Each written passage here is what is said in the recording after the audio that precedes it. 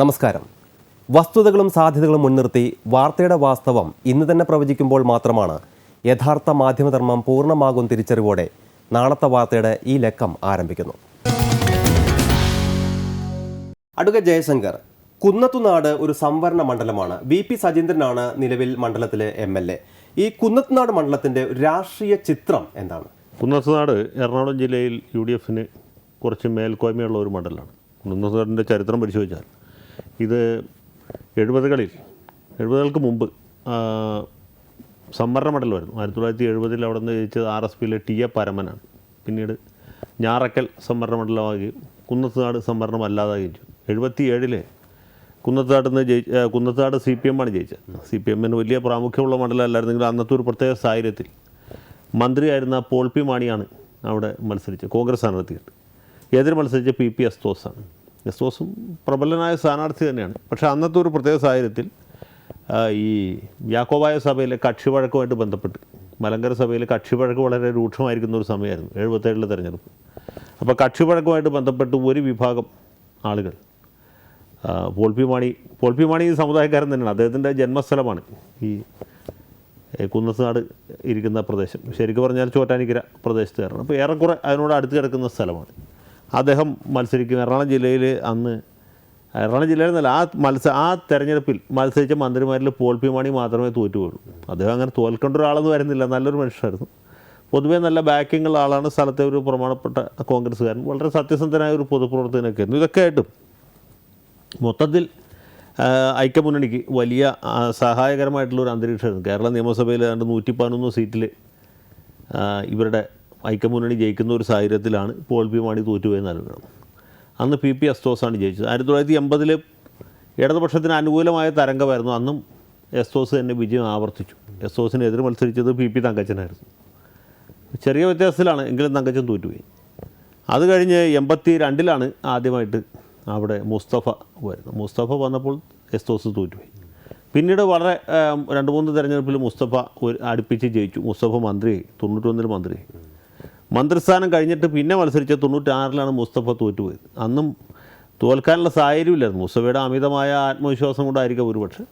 പിന്നെ എതിർ സ്ഥാനാർത്ഥി സാമാന്യം സൽപ്പേരുള്ള ഒരാളായിരുന്നു MP വർഗീസ്. മഴവന്നൂർ പഞ്ചായത്ത് പ്രസിഡൻ്റായിരുന്ന ആളാണ്. വളരെ സൗമ്യനായിട്ടുള്ള ഒരു CPM കാരനാണ്. അദ്ദേഹം മത്സരിച്ചു. 57 വോട്ടിനാണ് വർഗീസ് ജയിച്ചത്. തപാൽ വോട്ടുകളിലെ ഭൂരിപക്ഷമാണ്. തപാൽ വോട്ടിൻ്റെ കഴിഞ്ഞപ്പോൾ 60 വോട്ട് വർഗീസിന് കൂടുതലുണ്ടായിരുന്നു. ബാലറ്റ് പേപ്പറിൽ ചെയ്ത വോട്ടുകൾ, പെട്ടിയിൽ വീണ വോട്ടുകൾ എൻ്റെ കഴിഞ്ഞപ്പോൾ 3 വോട്ട് മുസ്തഫയ്ക്ക് കൂടുതലായിരുന്നു. ഒരു പക്ഷേ റീകൗണ്ട് ചെയ്തിരുന്നെങ്കിൽ മുസ്തഫ ജയിക്കാമായിരുന്നു. കാരണം വോട്ടെണ്ണെന്ന് അധികം NGO യൂണിയൻ്റെ പ്രവർത്തകരായതുകൊണ്ട് എണ്ണൽ വളരെ കേമപ്പെട്ട രീതിയിലായിരിക്കും. റീകൗണ്ട് നടത്തിയിരുന്നെങ്കിൽ മുസ്തഫ ജയിക്കാമായിരുന്നു. പക്ഷേ റീകൗണ്ട് ചെയ്തില്ല. ഭരണാധികാരിക്കും മുസ്തഫയ്ക്ക് ഇത് എഴുതി കൊടുക്കേണ്ട രീതി അറിയില്ലായിരുന്നു. ഈ റീകൗണ്ട് എന്ന് വെച്ചാൽ ഒരു അവകാശം എന്നുള്ള നിലയ്ക്ക് നമുക്ക് ക്ലെയിം ചെയ്യാൻ പറ്റില്ല. അത് എഴുതി കൊടുക്കേണ്ട ഒരു പ്രത്യേക രീതിയുണ്ട്. ഇന്ന പെട്ടികളിലെ ഇന്ന വോട്ടുകളെ സംബന്ധിച്ച് തർക്കമുണ്ട്, അത് ഇന്ന രീതിയിൽ റീകൗണ്ട് ചെയ്യേണ്ടതായിരുന്നു എന്ന് എഴുതി കൊടുത്താലേ ഇത് റീകൗണ്ട് ചെയ്യുള്ളൂ. ആ രീതിയിലുള്ളൊരു അപേക്ഷ അദ്ദേഹത്തിന് കൊടുക്കാൻ കഴിഞ്ഞാൽ അദ്ദേഹം വെറുതെ ഒരു അപേക്ഷ കൊടുത്തു. പക്ഷേ ആ അപേക്ഷ പോരായിരുന്നു. അത് കഴിഞ്ഞ് മുസ്തഫ തെരഞ്ഞെടുപ്പ് കേസൊക്കെ കൊടുത്തു. പക്ഷേ അതൊന്നും ഫലവത്തായില്ല. അടുത്ത തെരഞ്ഞെടുപ്പിൽ 2001 മുസ്തഫ വീണ്ടും മത്സരിച്ചു. അന്ന് മുസ്തഫ 24,000 വോട്ടിൻ്റെ വലിയ ഭൂരിപക്ഷത്തോട് ജയിച്ചു. അത് മുസ്തഫയുടെ അവസാനത്തെ മത്സരമായിരുന്നു. അതുകൂടെ അദ്ദേഹം പരിപാടി നിർത്തി. തെരഞ്ഞെടുപ്പ് രംഗത്ത് നിന്ന് പിന്മാറി. തെരഞ്ഞെടുപ്പ് രാഷ്ട്രീയം ഉപേക്ഷിച്ചു. അടുത്ത തവണ വീണ്ടും തങ്കച്ചൻ വന്ന് മത്സരിച്ചു. തങ്കച്ചൻ അതിന് മുമ്പത്തെ തവണ 2001 പെരുമ്പാവൂരിൽ നിന്ന് തോറ്റ ആളാണ്. ബാക്കി എല്ലാവരും ജയിച്ചപ്പോൾ തങ്കച്ചൻ മാത്രം തോറ്റു 2001. എറണാകുളം ജില്ലയിലെ ബാക്കി 13 മണ്ഡലത്തിലും വടക്കേക്കരയും പറവൂരും ഉൾപ്പെടെ എല്ലാ സ്ഥലത്തും UDF ജയിച്ചപ്പോഴും പെരുമ്പാവൂർ തങ്കച്ചൻ തോറ്റുപോയി. അങ്ങനെ തങ്കച്ചൻ ക്ഷീണിച്ച് അദ്ദേഹം കുന്നത്തുനാട് വന്ന് മത്സരിച്ചു. കുന്നത്തുനാട് മത്സരിച്ചപ്പോൾ പരാജയം ആവർത്തിച്ചു. വീണ്ടും ഒരു ഇടവേളയ്ക്ക് ശേഷം മുസ്തഫ മാറിയതുകൊണ്ട് കൂടിയാണ് MM മോനായി ഞാറക്കൽ നിന്ന് ഇവിടെ വന്ന് മത്സരിച്ച് ജയിച്ചു. ലോക്കലായിട്ട് സ്ഥാനാർത്ഥികളാരും ഉണ്ടായിരുന്നില്ല. മോനായിയുടെ ഒരു സൗകര്യം, അദ്ദേഹം ഈ യാക്കോബായ സഭക്കാരനാണ്. പിന്നെ ഒരു അറിയപ്പെടുന്ന വ്യക്തിയാണ്. സഹകാരി എന്നുള്ള നിലയ്ക്കും അഭിഭാഷകൻ എന്നുള്ള നിലയ്ക്കും കാർട്ടൂണിസ്റ്റ് എന്നുള്ള നിലയ്ക്കൊക്കെ സാമാന്യം പ്രസിദ്ധനായ ഒരു വ്യക്തി എന്നുള്ള നിലയ്ക്ക് കൂടി പിന്നെ ആർക്കും ഒരു കളങ്കം പറയാനുണ്ടായിരുന്നില്ല. തങ്കച്ചനാണെങ്കിൽ കണ്ടു മടുത്ത ഒരു മുഖമാണ്. പെരുമ്പാവൂരും കുന്നത്തുനാട് അടുത്തടുത്ത സ്ഥലങ്ങളാണ്. ഒരു പുള്ളിംഗ് പവറുള്ള കാൻഡിഡേറ്റ് അല്ല. തങ്കച്ചൻ 4-5 പ്രാവശ്യം പെരുമ്പാവൂർ ജയിച്ചത് എല്ലാ തവണയും വളരെ ദുർബലരായ എതിരാളികളായിരുന്നു. ഒന്നുകിൽ ആലിങ്കൽ ദേവസി അല്ലെങ്കിൽ പ്രൊഫസർ രാമൻ കർത്ത. ഒന്നുകിൽ രാമങ്കരത്ത് അല്ലെങ്കിൽ ആലിങ്കൽ ദേവസി. ഇതായിരുന്നു തങ്കച്ചന് കിട്ടിയിരുന്ന ഒരു സൗകര്യം. സാജു പോൾ എന്ന് പറഞ്ഞാൽ ശക്തനായ ഒരു സ്ഥാനാർത്ഥി വന്നപ്പോൾ തങ്കച്ചൻ തോറ്റുപോയി. ആ തോറ്റ തങ്കച്ചൻ കുന്നത്താട്ട് വന്ന് മത്സരിച്ചപ്പോൾ അവിടെയും തോറ്റു. അതുകൂടി അദ്ദേഹം ഈ തെരഞ്ഞെടുപ്പ് രാഷ്ട്രീയം ഉപേക്ഷിച്ച് പിന്നെ ഫുൾ ടൈം UDF കൺവീനറായിട്ട് പോവുകയാണ് ചെയ്തത്. അതാണ് ഈ കുന്നത്താടിൻ്റെ ഒരു രാഷ്ട്രീയ ചിത്രം. കഴിഞ്ഞ തവണ ആയപ്പോഴത്തേക്കും ഇത് വീണ്ടും സംവരണ മണ്ഡലമായി. ഞാറക്കൽ ജനറൽ സീറ്റായി, കുന്നത്താട് റിസർവേഷനായി. കുന്നത്താട് വീണ്ടും റിസർവേഷനായി കഴിഞ്ഞപ്പോൾ പട്ടികജാതിക്കാർക്ക് മാത്രമേ മത്സരിക്കാൻ പറ്റൂ. അവിടെ പ്രധാനമായിട്ട് ഉയർന്നു വന്ന പേര് സ്ഥലത്തെ ഒരു അയ്യപ്പൻകുട്ടി എന്ന് പറഞ്ഞാൽ ലോക്കലായിട്ടുള്ള ഒരു കോൺഗ്രസ്സുകാരൻ. അദ്ദേഹം പട്ടിക സമുദായക്കാരനാണ്. നല്ല, പക്ഷേ ആ സമയത്ത് സജീന്ദ്രൻ ഉമ്മൻചാണ്ടിയുടെ ഒരു വലിയ അടുപ്പക്കാരൻ എന്നുള്ള നിലയ്ക്ക് കുന്നത്താട് സീറ്റ് വന്ന് മത്സരിക്കുക. അതിനു മുമ്പ് പരിഗണിക്കപ്പെട്ടിരുന്ന വേറൊരു പേര്, സജീന്ദ്രനേക്കാളും ശക്തമായിട്ട് വന്നിരുന്ന പേര് നമ്മുടെ ശ്രീനിജൻ്റെ ആയിരുന്നു. PV ശ്രീനിജൻ, സുപ്രീം കോടതി ജഡ്ജിയായിരുന്ന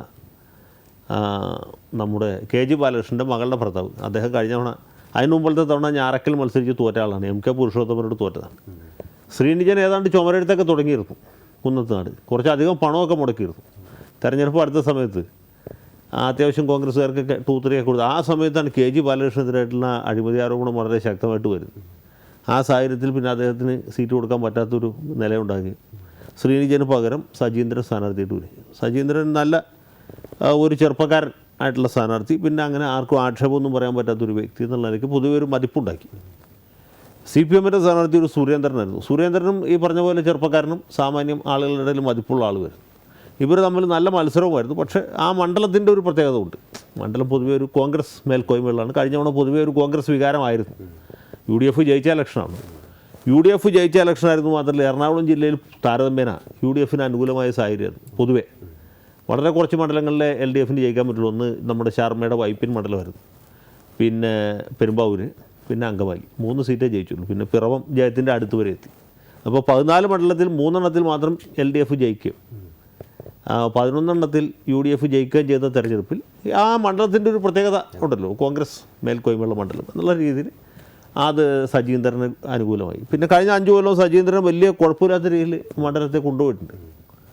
പരിപാലിച്ചു എന്ന് പറയാൻ പറ്റില്ലെങ്കിലും ആർക്കും ഒരു ആക്ഷേപത്തിനിടയില്ലാത്ത രീതിയിൽ കാര്യങ്ങൾ കൊണ്ടുപോയിട്ടുണ്ട്. സാമാന്യം ജനകീയനാണ്. ആർക്കും എതിരഭിപ്രായത്തിന് അവകാശമില്ല. പിന്നെ ഏതെങ്കിലും ഒരു ഈ അവിടുത്തെ ഏറ്റവും വലിയ പ്രശ്നം ഈ മലങ്കര സഭയിലെ കക്ഷി വഴക്കാണ്. നമ്മൾ നേരത്തെ പറഞ്ഞ പോൾ പി മാണി തോപ്പിച്ച ഒരു ഘടകം ഇതാണ്. അന്ത്യോക്യയിലെ പാത്രികീസും ദേവലോകത്തും കാതോലിക്കയും തമ്മിലുള്ള ഒരു യുദ്ധമുണ്ട്.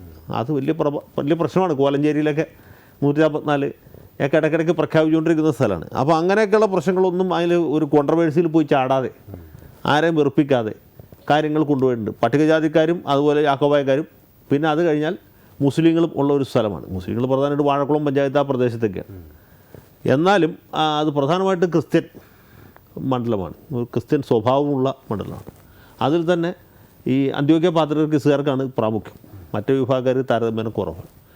അങ്ങനെ ഒരു മണ്ഡലത്തിൽ ആരെയും വെറുപ്പിക്കാത്ത രീതിയിൽ കൊണ്ടുപോകാൻ സജീന്ദ്രന് സാധിച്ചിട്ടുണ്ട്. വീണ്ടും തെരഞ്ഞെടുപ്പ് വരികയാണ്.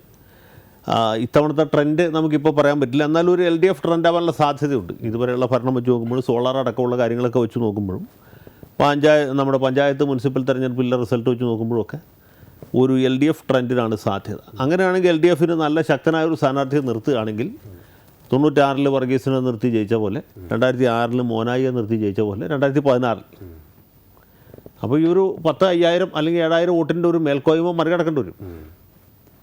അത് മറികടക്കാൻ പറ്റിയ ഒരു സ്ഥാനാർത്ഥിയായിരിക്കണം. വെറുതെ ഒരു സ്ഥാനാർത്ഥി നിർത്തിയിട്ട് കാര്യമില്ല.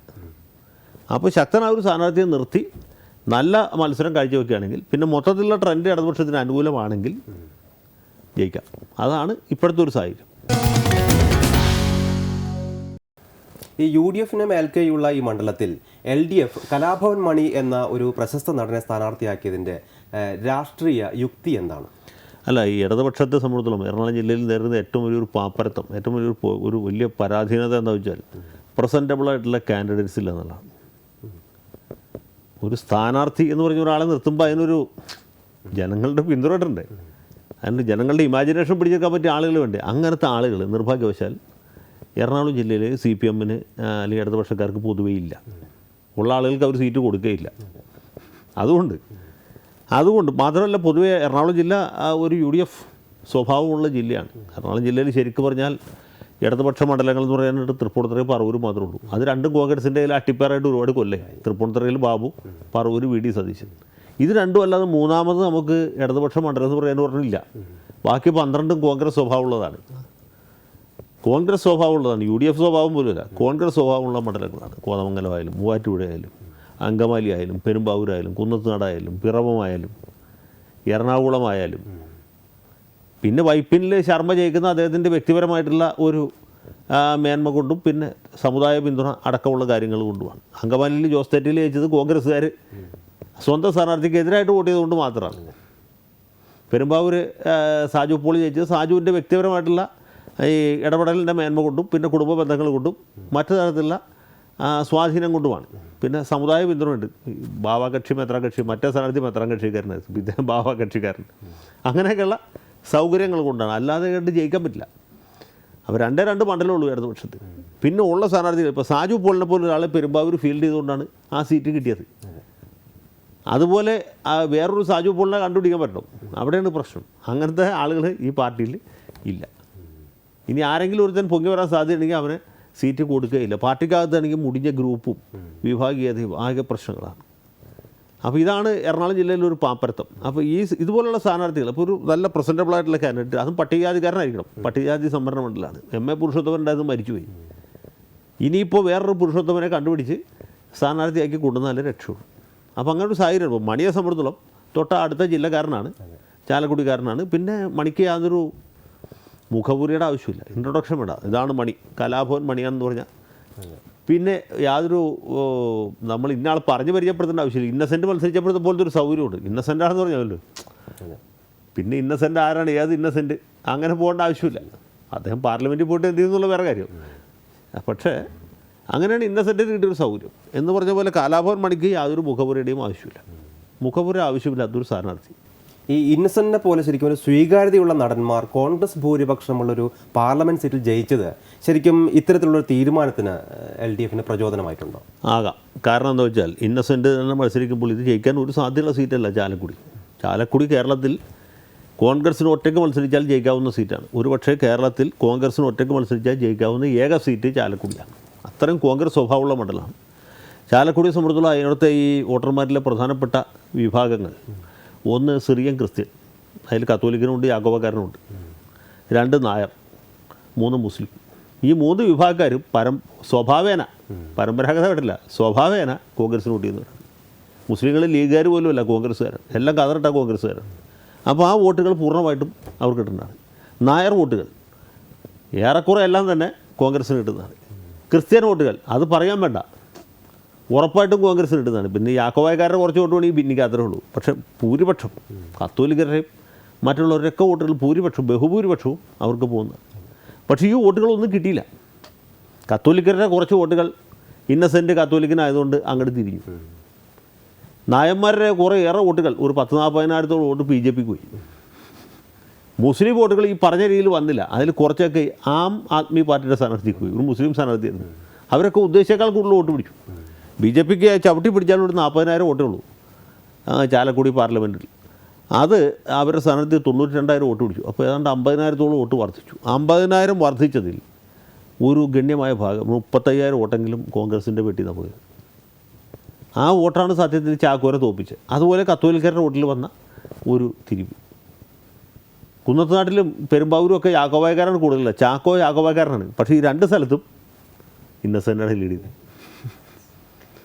ജാതികമായ തിരിവല്ല അതിനകത്തുണ്ട്, രാഷ്ട്രീയമായ തിരിവ് തന്നെയാണ്. അപ്പോൾ ഇന്നസെൻറ്റിനെ സംബന്ധിച്ചുള്ളൊരു സൗകര്യം, ഇന്നസെൻറ്റിന് യാതൊരു മുഖപുരയുടെ ആവശ്യമില്ല. എല്ലാവർക്കും അറിയാം. TV തുറന്നാൽ ഇന്നസെൻറ്റ് കാണും, സിനിമയിൽ കാണും, പിന്നെ പരസ്യത്തിൽ കാണും. എല്ലായിടത്തും ഉണ്ട് ഇന്നസെൻറ്റ്, സർവ്വവ്യാപിയാണ്. അപ്പോൾ ഇന്നസെൻ്റ്. പിന്നെ സ്ത്രീകളുടെ വോട്ട്, അന്യതാ കോൺഗ്രസിന് വോട്ട് ചെയ്യുന്ന അധികം സ്ത്രീകളാണ്. ആ സ്ത്രീകളുടെ ഒരു വിഭാഗം ഇന്നസെൻറ്റിന് വോട്ട് ചെയ്തു, ഇന്നസെൻ്റ് ആയതുകൊണ്ട്. അങ്ങനെയാണ് വലിയ ഭീഷ്മാചാര്യനായ PC ചാക്കോ ചാലക്കുടി പോലും മണ്ഡലത്തിലും മലനടിച്ച് വീണത്. ഇതാണ് ചാക്കോയ്ക്കുണ്ടായ പരാജയം. അതുപോലെ ഒരു സാഹചര്യം കുന്നത്തുനാടിനെ സംബന്ധിച്ചിടത്തോളം വേണമെങ്കിൽ മണിയെ നിർത്തിയാൽ മാർസിസ്റ്റുകാർക്ക് ഉണ്ടാക്കിയെടുക്കാൻ കഴിയും. സിനിമാ നടനായതുകൊണ്ട് മാത്രം വളരെ ചെറുപ്പം മുതലേ വ്യക്തമായ രാഷ്ട്രീയ ചായ്വുള്ള വ്യക്തിയാണ് കലാഭവൻ മണി. വളരെ പാവപ്പെട്ട കുടുംബത്തിലെ അംഗം കൂടിയാണ്. ഇതെല്ലാം തന്നെ യോഗ്യതയായി വോട്ടർമാർ പരിഗണിക്കുമെന്ന് CPM കരുതിയതിൽ ശരിക്കും ഒരു രാഷ്ട്രീയ ശരികളില്ലേ? CPM-നെ സംബന്ധിച്ചിടത്തോളം ഒരു പ്രസൻറ്റബിൾ ആയിട്ടുള്ള കാൻഡിഡേറ്റാണ് മണി തയ്യാറാവുമെങ്കിൽ. മണിയെ സംബന്ധിച്ചിടത്തോളം ഞാൻ വ്യക്തിപരമായൊരു അനുഭവം പറയും. ഈ കുന്നത്തുനാട് നിയോജകമണ്ഡലത്തിൻ്റെ ഭാഗമായിട്ടുള്ള വാഴക്കുളം പഞ്ചായത്ത് മുസ്ലിം ഭൂരിപക്ഷമുള്ള സ്ഥലമാണ്. മുസ്ലിങ്ങൾക്ക് നല്ല സ്ട്രെങ്ത് ഉള്ള സ്ഥലമാണ്. അവിടെ ഒരു സ്ഥലത്ത് ഞാൻ ഒരു മീറ്റിങ്ങിൽ പങ്കെടുക്കാൻ പറ്റും.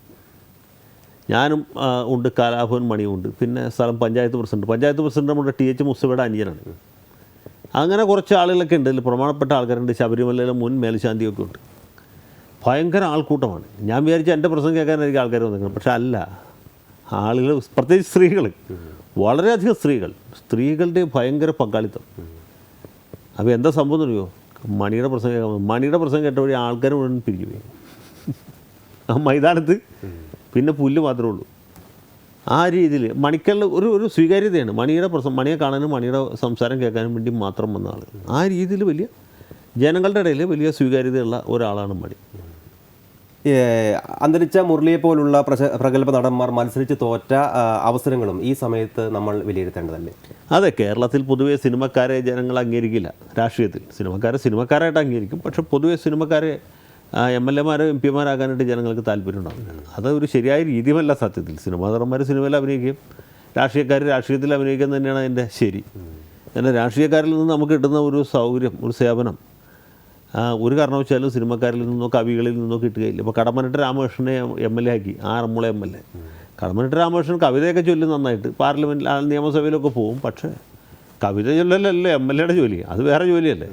അതത്ര സുഖകരമല്ല. MK സാനുമാഷ് എറണാകുളത്തെ MLA ആയി. സാനുമാഷ് വളരെ നല്ല മനുഷ്യനാണ്, നിലപാടുകളുള്ള ആളാണ്, വളരെ നന്നായിട്ട് സംസാരിക്കും പ്രസംഗിക്കുമ്പോൾ.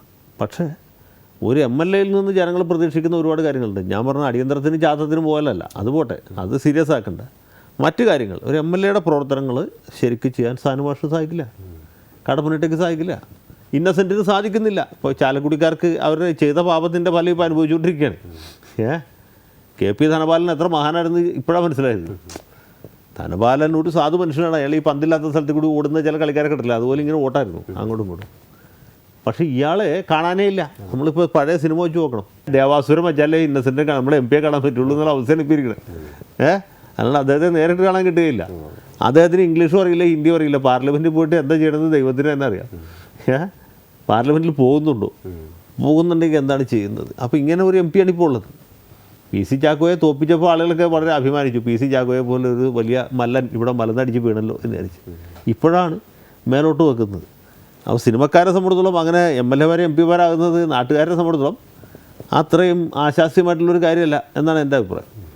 ഈ അടുത്ത നിയമസഭാ തെരഞ്ഞെടുപ്പിലെ രാഷ്ട്രീയ ഘടകങ്ങൾ ശരിക്കും ഇടതുപക്ഷ ജനാധിപത്യ മുന്നണി സ്ഥാനാർത്ഥിക്ക് എന്ന നിലയിൽ കലാഭവൻ മണിക്ക് എത്രമാത്രം ഗുണം ചെയ്യും? അല്ല, ഇടതുപക്ഷത്തിന് അനുകൂലമായൊരു ട്രെൻഡിലേക്ക് സംസ്ഥാനം നീങ്ങിക്കൊണ്ടിരിക്കുകയാണ്. പ്രത്യേകിച്ച് ഈ പഞ്ചായത്ത് തെരഞ്ഞെടുപ്പിലെ റിസൾട്ടോടെ കോൺഗ്രസിൻ്റെ ഐക്യമുന്നണിയുടെ പൊതുവിലുള്ള ആത്മവിശ്വാസം നഷ്ടപ്പെട്ടു. അതുമാത്രമല്ല, ഇതിൻ്റെ അകത്ത് പടലപ്പിണക്കങ്ങൾ രൂക്ഷമായി. ഉമ്മൻചാണ്ടിയെ ടോപ്പ് ചെയ്യാനായിട്ട് സുധീരൻ ഒരു ഭാഗത്ത് കൂടി, രമേശ് മറ്റേ ഭാഗത്ത് കൂടി ശ്രമിക്കും. ഘടകകക്ഷികളാണെങ്കിലും ഒക്കെ വല്ലാത്തൊരവസ്ഥയിലാണ്. പല ഘടകകക്ഷികൾക്കും വലിയ ഗ്ലാനി സംഭവിച്ചു. കേരള കോൺഗ്രസ് ജേക്കബ് ഗ്രൂപ്പ്, അല്ലെങ്കിൽ ജോസഫ് ഗ്രൂപ്പ്, അതുമല്ലെങ്കിൽ ജനതാദൾ യുണൈറ്റഡ്, RSPക്ക് കൊല്ലം ജില്ലയിലാകെ 14-15 പഞ്ചായത്ത് മെമ്പർമാരേ ഉള്ളൂ. ആ പാർട്ടിയുടെ അവസ്ഥ ഒന്ന് ആലോചിച്ച് നോക്കി. കൊല്ലം അവരുടെ വലിയ തട്ടകമായിട്ടുള്ള സ്ഥലത്ത് 15-16 പഞ്ചായത്ത് മെമ്പർമാർ മാത്രമുള്ളൊരവസ്ഥയിലേക്ക് പോയി. അങ്ങനെയാണ് ഓരോ പാർട്ടിയുടെ സ്ഥിതി. കോൺഗ്രസിനകത്താണ് ഈ ഭിന്നിപ്പ് വർദ്ധിച്ചു. മുസ്ലിം ലീഗ് ഒഴിച്ച് ബാക്കി എല്ലാ പാർട്ടികളും കുഴപ്പത്തിലാണ്. മാണി ഗ്രൂപ്പിനെ സംബന്ധിച്ചിടത്തോളം മാണി തന്നെ മന്ത്രിസ്ഥാനം നഷ്ടപ്പെട്ട് ഒരു കാല് BJP-യുടെ വഞ്ചിയിൽ വെച്ച് നിൽക്കുകയാണ്. എപ്പോൾ വേണമെങ്കിൽ അതിലേക്ക് മാറാം എന്ന രീതി. അപ്പോൾ അങ്ങനൊരു സാഹചര്യത്തിൽ പൊതുവെ ഇടതുപക്ഷത്തിന് അനുകൂലമായേക്കാവുന്ന ട്രെൻഡാണ് ഇപ്പോൾ ഉള്ളത്. ഇടതുപക്ഷം പൂർണ്ണമായിട്ട് ജയിക്കുന്ന അർത്ഥത്തിലല്ല എങ്കിൽ പോലും LDF-ന് വേണമെങ്കിൽ ജയിക്കാം, വേണമെങ്കിൽ എല്ലാം ഒന്ന് ആഞ്ഞു പിടിച്ചാൽ ഒരു 90 സീറ്റ് ഒക്കെ നിരാക്ഷേപമായിട്ട് ജയിക്കാവുന്ന ഒരു സാഹചര്യമാണ്. അപ്പോൾ ആ ഒരു സാഹചര്യം മുതലെടുക്കുന്നതിന് വേണ്ടിയിട്ടെന്ന് വെച്ചാൽ നല്ല സ്ഥാനാർത്ഥി, നല്ല മുന്നണി നയിക്കുന്ന ആൾ നല്ലതായിരിക്കണം ഒന്ന്. രണ്ടാമത് സ്ഥാനാർത്ഥികൾ നല്ലതായിരിക്കണം. ജനങ്ങൾ വലിയൊരു അളവ് വരെ സ്ഥാനാർത്ഥിയെ നോക്കിയിട്ട് വോട്ട് ചെയ്യണം. പറവൂർ പോലത്തെ ഒരു മണ്ഡലത്തിൽ VD സതീശൻ വീണ്ടും ജയിക്കുന്നതെന്ന് വെച്ചാൽ സതീശൻ അത്രയും ഒരു പ്രബലനാണ്. അയാൾക്ക് അവിടെ ജനങ്ങളുടെ ഇടയിൽ സ്വീകാര്യതയുണ്ട്. കോൺഗ്രസ്സുകാരുടെ വോട്ട് കൊണ്ടല്ല അയാൾ ജയിക്കുന്നത്, കോൺഗ്രസ്സുകാരല്ലാത്ത ആളുകളുടെ വോട്ടും അദ്ദേഹത്തിന് കിട്ടുന്നുണ്ട്. അപ്പോൾ ആ ഒരു സാഹചര്യം ഉണ്ടാക്കിയെടുക്കാൻ കഴിയണം. അത് വളരെ പ്രധാനപ്പെട്ട ഒരു കാര്യമാണ്. അല്ലാതെ കണ്ട് ആരെ സ്ഥാനാർത്ഥിയാക്കിയിട്ടും വലിയ വിശേഷമൊന്നും ഇല്ല. ഈ ഓരോ നിയോജക മണ്ഡലത്തിലും ശരിക്കും സ്ഥാനാർത്ഥികൾ നിർണ്ണയിക്കുന്ന കാര്യത്തിൽ ഇടതുപക്ഷ മുന്നണി വളരെ വ്യത്യസ്തമായ ഇത്തരം സ്ഥാനാർത്ഥി നിർണ്ണയം നടത്തുന്നത് വോട്ടർമാരെ രാഷ്ട്രീയേതരമായി കൂടി സമീപിക്കാനുള്ള സാധ്യതകൾ. അത് ശരിയാണ്. ഇടതുപക്ഷ മുന്നണിക്ക് ഇതുപോലുള്ള ആളുകളെ സ്ഥാനാർത്ഥിയാക്കേണ്ടവരാണെന്ന് വെച്ചാൽ കേരളത്തെ സംബന്ധിച്ചിടത്തോളം പറഞ്ഞാൽ നമ്മൾ ശരിക്കും നോക്കിയാൽ LDFും UDFും തുല്യ ശക്തികളല്ല. LDFിനേക്കാൾ ഒരു 2-3 അല്ലെങ്കിൽ 4% വോട്ട് UDFിന് കൂടുതലുണ്ട്. പിന്നെ UDF തോക്കണമെന്ന് വെച്ചാൽ അവർ തമ്മിലുള്ള ഇൻഫൈറ്റിംഗ് കൊണ്ടും പിന്നെ സ്ഥാനാർത്ഥികളുടെ കയ്യിലിരിപ്പിൻ്റെ ഗുണം കൊണ്ടും നാട്ടുകാരെ വെറുപ്പിക്കുന്നത് കൊണ്ടും ഒക്കെയാണ്. നാട്ടുകാരെ വെറുപ്പിക്കാതെ കൊണ്ടിടക്കുകയാണെങ്കിൽ ഇപ്പോൾ തിരുവഞ്ചൂർ രാധാകൃഷ്ണൻ അടൂർ സ്ഥാനാർത്ഥിയായിട്ട് വെക്കുന്നു 91-ൽ. എല്ലാ തെരഞ്ഞെടുപ്പിലും അദ്ദേഹം ജയിക്കുന്നു. അടൂർ അങ്ങനെ ഒരു വലിയ കോൺഗ്രസ് മണ്ഡലമല്ല. ഒന്നിടവിട്ട തവണകളിൽ കോൺഗ്രസും കമ്മ്യൂണിസ്റ്റും മാറി മാറി ജയിക്കുന്ന ഒരു മണ്ഡലമാണ്. പക്ഷേ തിരുവഞ്ചൂർ വന്ന അന്ന് മുതൽക്ക് തിരുവഞ്ചൂർ പോകുന്നവരെ സമരമണ്ഡലം എപ്പോഴും തിരുവഞ്ചൂർ മാറിയത്. തിരുവഞ്ചൂർ മാറുന്നവരെ അദ്ദേഹം ആ മണ്ഡലം വളരെ സ്മൂത്തായിട്ട് കൊണ്ടുവരുന്നു. ഓരോ തവണയും ഭൂരിപക്ഷം വർദ്ധിച്ചു. കാരണം ആ ഇടപെടലിൻ്റെ ഗുണമാണ്. നേരെ വെച്ച് പല MLA ഇങ്ങനെയല്ല. അവരുടെ ധാർഷ്ട്യം കൊണ്ടും അഹങ്കാരം കൊണ്ടും നാട്ടുകാർ അഴിമതി കൊണ്ടും ആളുകളെ വെറുപ്പിക്കും. അപ്പോൾ ജനങ്ങൾ ഇവനെ തോപ്പിച്ചിട്ട് വേറെ കാര്യങ്ങളൊന്നും ആയിരിക്കും. അതാണ് സംഭവിക്കുന്നത്. അതുപോലെ മുരളി മാവേലിക്കര വന്നപ്പോൾ മാവേലിക്കര അടൂർ പോലെയുമല്ല, അതിനേക്കാളും ഇടതുപക്ഷ സ്വഭാവമുള്ള മാർക്സിസ്റ്റ് മണ്ഡലമാണ്. സ്ഥിരമായിട്ട് മാർക്സ് പാർട്ടി ജയിച്ചുകൊണ്ടിരുന്നതാണ്. സഖാബ് ഗോവിന്ദക്കുറുപ്പായിരുന്നു. ആ തവണ 91-ലെ ഗോവിന്ദക്കുറുപ്പിനെ തോപ്പിച്ച് രാജീവ് ഗാന്ധി ബോംബ് പൊട്ടി മരിച്ചുകൊണ്ടാണ്. പിന്നീട് മുരളി അവിടുന്ന് മാറുന്നവരെ, അതായത് വീണ്ടും മാവേലിക്കര സംവരണമാകുന്നവരെയും അവിടെ മുരളി തന്നെ ജയിച്ചു. കാരണം മുരളിയുടെ ഡീലിങ്സ് ആ രീതിയിലായിരുന്നു. K. ബാബു തൃപ്പൂണിത്തുറയിൽ ഇതപര്യന്തം ജയിച്ചത് അങ്ങനെയാണ്. അദ്ദേഹത്തിൻ്റെ ഇടപെടലിൻ്റെ ഗുണം കൊണ്ട് ആളുകളൊക്കെ അടിയന്തരത്തിനും ചാത്തത്തിനും നൂലുകെട്ടിനൊക്കെ പോയി ചേട്ടാ ചേച്ചി എന്നൊക്കെ വിളിച്ചാണ് ഇതുവരെ ജീവിച്ചത്. ഇനി അത് നടക്കുമെന്ന് സംശയമാണ്. ഇപ്പം ആ ഒരു സ്റ്റേജ് കഴിഞ്ഞു. പക്ഷേ അങ്ങനെയാണ് പിടിച്ചത്. അപ്പോൾ ഇങ്ങനെയുള്ള മണ്ഡലങ്ങളെ സംബന്ധിച്ചിടത്തോളം ഈ സ്ഥാനാർത്ഥി എപ്പോഴും വളരെ പ്രധാനമാണ്.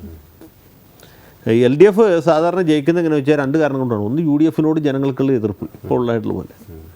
രണ്ടാമത് ഭേദപ്പെട്ട ആളുകളെ സ്ഥാനാർത്ഥിയായിട്ട് നിർത്തും. കോളേജിൽ നിന്ന് റിട്ടയർ ചെയ്ത പ്രൊഫസർമാർ, പ്രിൻസിപ്പൾമാർ, സാംസ്കാരിക നായകർ, കവികൾ ജയിക്കുകയാണെങ്കിൽ ജയിക്കട്ടെ. പിന്നെ ചെറുപ്പക്കാർക്ക് ധാരാളം സീറ്റ് കൊടുക്കും. SFIയിലും DYFIയിലൊക്കെ ഉണ്ടായിരുന്ന ചെറുപ്പക്കാരാകുമ്പോൾ ഒരു ഉത്സാഹം ഉണ്ടാവും.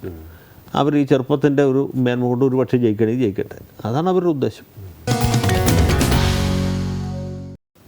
നാളത്തെ വാർത്തകൾ ഇന്ന് തന്നെ പ്രവചിക്കുമ്പോൾ മാത്രമാണ് യഥാർത്ഥ മാധ്യമധർമ്മം പൂർണ്ണമാകും തിരിച്ചറിവോടെ നാളത്തെ വാർത്തയുടെ ഈ ലക്കം ഇവിടെ പൂർണ്ണമാകുന്നു.